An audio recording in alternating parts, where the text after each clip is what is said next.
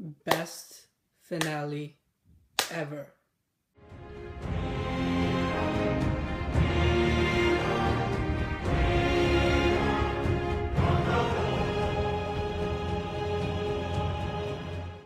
Hey guys, this is Shab, and I'm bringing you my episode recap of last night's Game of Thrones: The Winds of Winter, which was the season finale for season 6.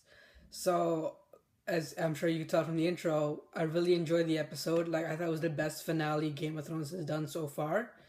And honestly, this and the Battle of Bastards were hands down the best episodes of this season, and probably the best episode the Game of Thrones has done so far. So a lot of stuff happened, a lot of like WTF moments, and some things like I didn't expect to happen did happen, and some things that I expected to happen didn't happen. So instead of the usual me talking about different storylines, I think I'll just do like my favorite moments from the episode, because there were a lot of like slow moments and kind of boring moments that I'll just leave out. So there were really like only like okay, there were like 5 moments in this episode that I really liked, so I'm just gonna talk about those, because there was a lot of filler, as weird as this episode was. So the I guess number 5 spot on this list is the top 5 list. Um, we got to see Cersei, and I mean not Cersei, so yeah, Cersei and the wildfire. So I actually expected this to happen. Like, we even saw Bran's vision. I forgot which episode it was. I think it was either the episode Hodor died or the one after, so 5 or 6, where Bran, he was still warging and he was seeing visions of wildfire burning through King's Landing. So there was a lot of theories that from the during Robert's rebellion, Aerys Targaryen had stored a lot of wildfire throughout King's Landing, and like even Jaime said, Aerys, he wanted to burn them all with the wildfire. So Cersei, it turns I think that was a rumor that her and Qyburn were talking about in episode 8, that there's still wildfire left over. And Cersei, she sets up the wildfire. So the way it happens, for the trial for her and Loras Tyrell were supposed to happen that day. So they did Loras Tyrell. He admits to his guilt, and he basically abandons his house, saying, "I'll turn myself over to the Seven and become basically a faith militant." So that happens. So then afterwards, they have to do Cersei's trial. The thing is, Cersei's not there. So the High Sparrow, he sends Lancel and some other faith militant to go find her. But Lancel, he notices that one of the little birds, who like the spies that Cersei has, sees them and starts running. So he chases after the kid, and then it comes to like some sort of, I guess, dark tunnel or whatever, and the kid stabs him in the back and runs away, right? So Lancel, he can't really move that much. Like, he can crawl on his hands, but that's it. So then he notices the room is filled with wildfire. And at the end of the tunnel, there's a bunch of wildfire with a candle on it. And at this point, I was like, yeah, Cersei's definitely gonna blow everything to hell, right? So Lancel, he's just crawling. He's just trying to get to the wildfire to blow it out. And he gets there literally 1 second too late, because the wildfire, like the candle sets the wildfire on fire, and then everything just blows up. And like first it blows him up, and then in the sept, like Marjorie and all, like they hear noises, and then the whole sept like blows up. So the High Sparrow dies, Marjorie Tyrell, Loras Tyrell, Mace Tyrell, Kevin Lannister. Like, they kill off a lot of main characters in this one moment. And basically the whole place, like it blows to hell, and like within a certain radius, everything within a certain radius just blows up within fire, and like a lot of people die. And you can see it from the castle, like the king's castle. Like Cersei, she's smiling and all, and then she goes away. And Tommen's reaction, it was kind of funny, but at the same time kind of, like, I guess, sad, because he sees it, he gets rid of his crown, and he jumps out the window and commits suicide, basically. Because I felt like he obviously felt like he failed as a king, but now he lost his queen and he lost the faith, so he probably feels like, oh, I got nothing left to live for. He probably knows that Cersei's behind it, so he's like, screw my mom, I'm gonna go jump and kill myself, right? So that was, I guess, number 5 on this list. Number 4 is Arya in Walder Frey. So we see the Lannisters, they're celebrating with the phrase that they took back King's Landing, and the Lannisters leave. So then we see like Walder Frey's by himself, and he's asking where he's eating and drinking, and he's asking where the hell his kids are. So then one of his servants shows up, and she gives him like a cake, and then she says, "Your kids are in the cake, right?" So then he opens up the cake, and I still don't know what it is. Like, I think she either, like she said, they were hard to carve, so I'm guessing she gave the sons the Theon Greyjoy treatment and cut off their dicks. And I love Walder Frey's reaction. He's like, he looks like he's about to throw up, and then the girl takes off her face, and it turns out it's actually Arya.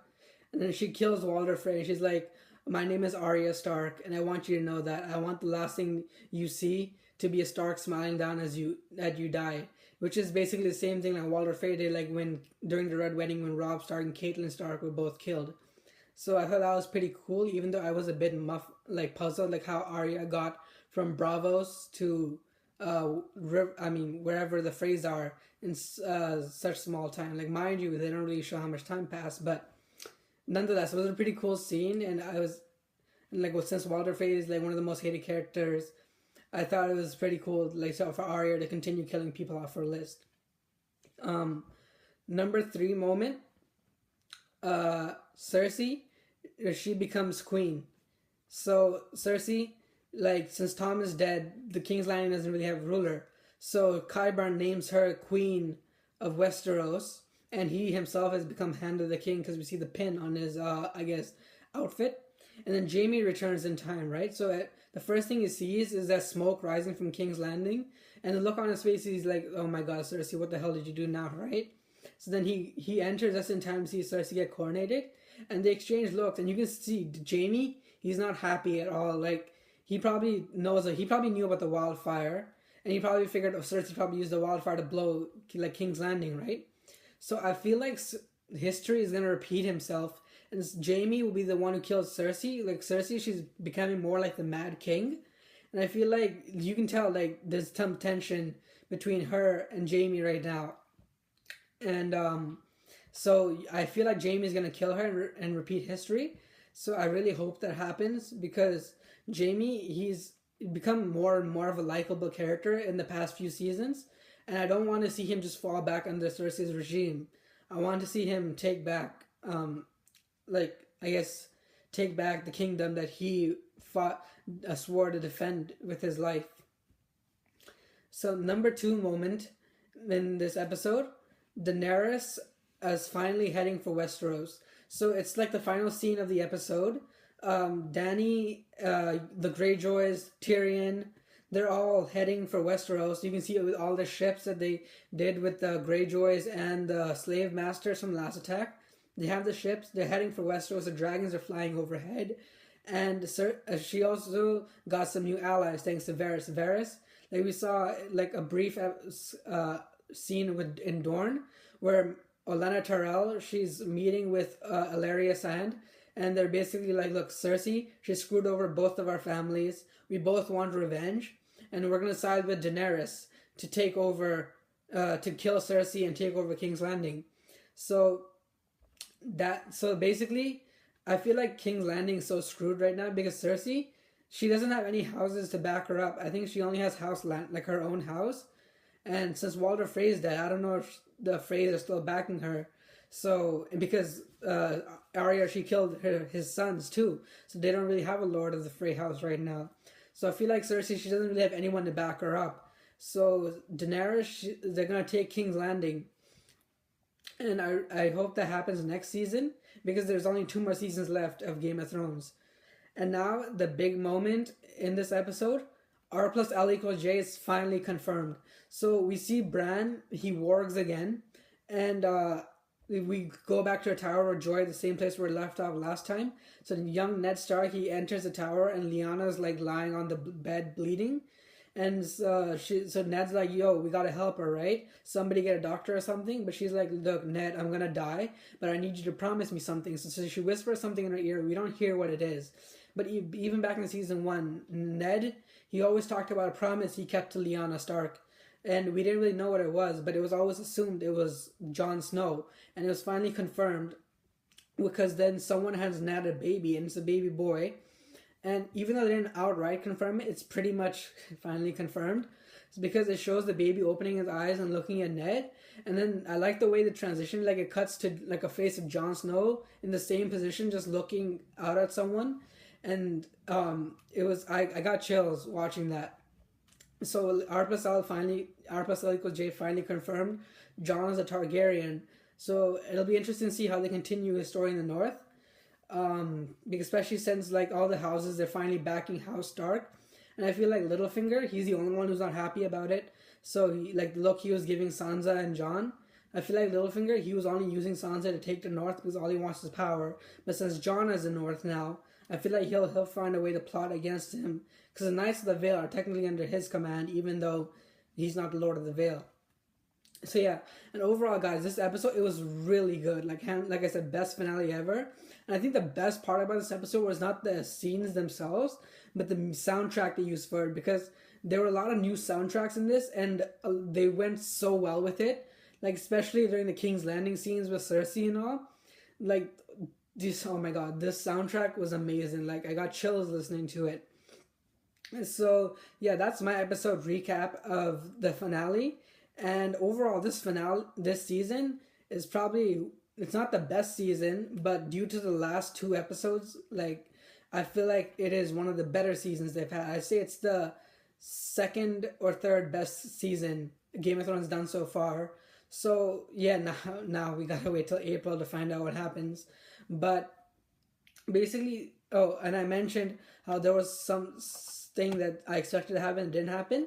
And it was basically I wanted to see the White Walkers reach the wall, and that's how the episode should have ended because the episode is called Winds of Winter. So I figured it would be the White Walkers, like something with the White Walkers, like they at least reached the wall or something, and ended there. But turns out it was that winter is here, like finally, right? So yeah, that's my episode recap. So what was your favorite moment from the episode? In fact, what was your favorite moment from the season? Mine has to be the Battle of Bastards. I still think it's the best episode Game of Thrones has done so far. So whatever you thought, comment below, let me know. And also comment below your predictions for season 7 and what do you think is going to happen. And as always, if you like what you see, like and want to see more, like, share, subscribe, and I'll catch you in the next one.